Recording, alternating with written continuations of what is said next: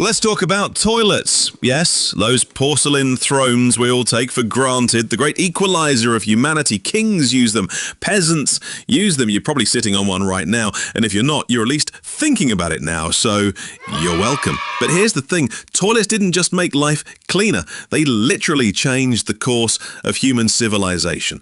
This isn't just a story about plumbing, it's a story of innovation, politics, war, power, poop and prestige. So buckle up, flush twice and prepare yourself for the surprisingly epic saga of the toilet. Spoiler alert, it's a bit messy. In the ancient world, specifically the Indus Valley civilization, these guys had full-blown sewage systems over 4,000 years ago. Pipes, drains, even street-side waste channels. Meanwhile, in Europe, people were throwing chamber pots out the window and hoping gravity did its job. It's wild how advanced ancient cities like Mohenjo-Daro were. They had toilet tech we wouldn't see again until Victorian England. So what happened? Basically, everything collapsed. Society hit Control-Alt-Delete. Goodbye flush, hello filth. Fast forward to ancient Rome, where public toilets became social hubs. Picture a row of marble seats with holes and no privacy whatsoever. It was basically a bathroom mixed with a group chat. Want to catch up on politics or maybe argue about chariot racing while doing your business. Roman latrines were the original water cooler, except instead of sipping La Croix, you were sharing a communal sponge on a stick. Yes, that's real. It was called a tessorium, shared sponge on a stick. One can only assume the phrase, "I call dibs," was invented shortly after. And let's be clear, public Roman toilets were not the serene solo experience we know today. There were no doors, no stalls, and zero sense of shame. You sat elbow to elbow with strangers, no partitions, just eye contacts and trust. Want a moment of peace? Too bad. Want to avoid awkward groans from your neighbour? Not happening. One scholar even described Roman latrines as communal spaces of shared vulnerability, which is historian code for everyone pooped together and it was weird. Oh, and don't even think about skipping your turn. Queue etiquette in Rome was serious. It's like the DMV, but smellier and with more togas. Meanwhile, in medieval Europe, things got a lot less classy. Most castles had a garderobe, basically a hole in the wall that emptied straight into the moat, very eco-friendly. Until you remember, moats were filled with alligators, disease, and now human waste. Some nobles got fancy with it. They'd sit on a wooden plank and dump directly into a cesspit. Others just went in a corner and hoped the rats didn't judge. Peasants, by the way, had it worse. They used buckets, fields, or straight up went in rivers, which, fun fact, is also where they washed their clothes and got drinking water. So yeah, don't romanticize the Middle Ages. Fun facts, people often say medieval folks were just dirty savages, but they actually tried to stay clean. The problem? Soap was rare, water was risky, and bathhouses became frowned upon by the church for being, let's just say, too social. So, instead of cleaning themselves, people just masked the stench with perfume, herbs, or the medieval version of Axe body spray, stuffing dried flowers into your underpants. They called it a tussy-mussy. You cannot make this stuff up. Let's jump to the Renaissance, the era of Da Vinci, Shakespeare, and apparently a total lack of indoor plumbing. Even Queen Elizabeth I, yes, the woman who ruled an empire, reportedly had her own personal stool with velvet cushions and gold trim, and still, she had to use chamber pots. Imagine running the British Empire while also playing an endless game of where can I discreetly dump this bowl of piss? That's power.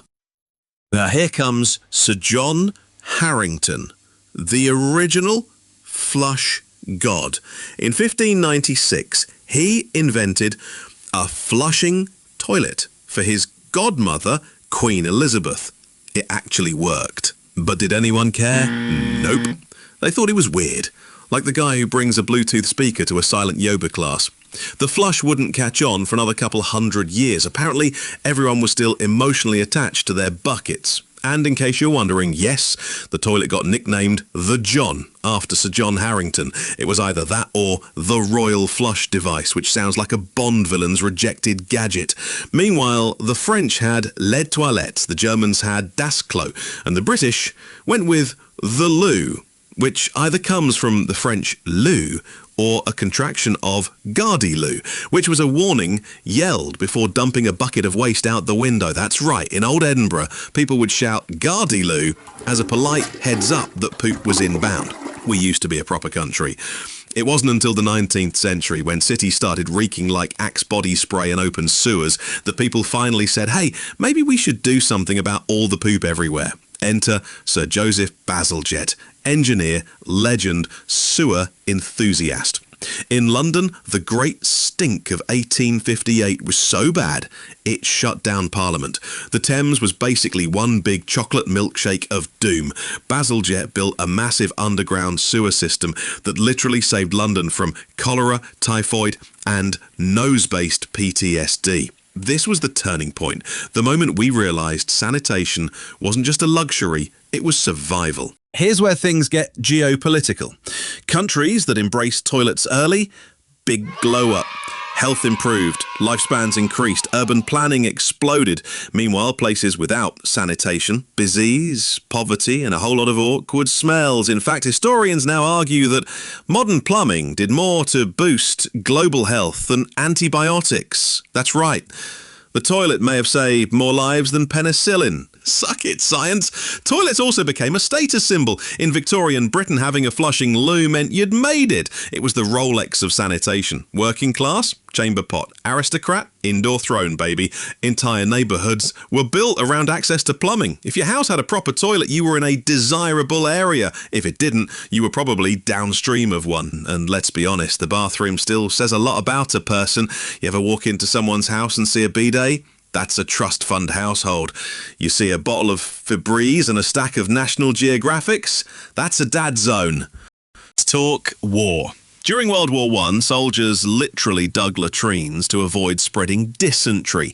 Trench toilets weren't pretty, but they were strategic. A clean trench was a live trench. In World War II, GI toilets were mobile, mass-produced, and managed. Entire sanitation divisions existed. And believe me, you didn't want to piss off the guy who cleaned the latrines. That man was a saint. Meanwhile, Japan took things to a whole new level. Post-war, they reinvented the toilet. Enter the washlet. Heated seats, bidet functions, butt blow dryers. It's like a car wash for your dignity.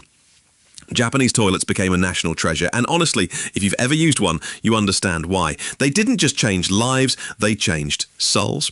But here's where it gets weird and modern, even today. 3.5 billion people still don't have access to safe toilets. That's nearly half the world population, still playing poop roulette daily.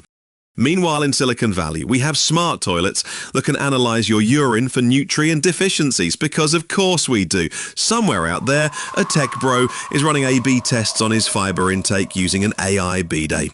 We've reached a point in history where some people are literally getting crypto portfolio updates from their toilet, while others don't even have running water. Progress is a mixed bag.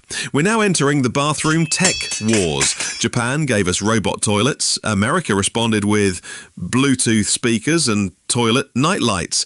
One company even made a toilet that plays Spotify, because apparently silence is no longer golden, only Beyoncé is. Nothing quite like dropping a juice to single ladies. There's also smart toilets that send your doctor a health report. It's like WebMD, but your toilet snitches. Imagine getting a notification, "We noticed your potassium is low. Maybe lay off the hot Cheetos." But here's the deal. Toilets matter. They're one of the most underrated, under-celebrated, life-altering inventions in human history. They gave us longer lives, healthier cities, modern infrastructure, and a little thing called dignity. They reduced pandemics, boosted economies, and helped shape empires, all while giving us a place to scroll TikTok in peace. So the next time you sit down to do your business, take a moment of silence for the engineers, plumbers, and weird inventors who made it possible, because toilets didn't just change history, they flushed it forward. What's the weirdest toilet situation you've ever experienced? The ancient ruins, festival portaloos, or that one gas station in the middle of nowhere? Let us know in the comments below. So that's the end of the video. If you laughed, learned, or questioned your life choices, go ahead and like, subscribe, and join us next time for more historically questionable decisions. Thanks for watching.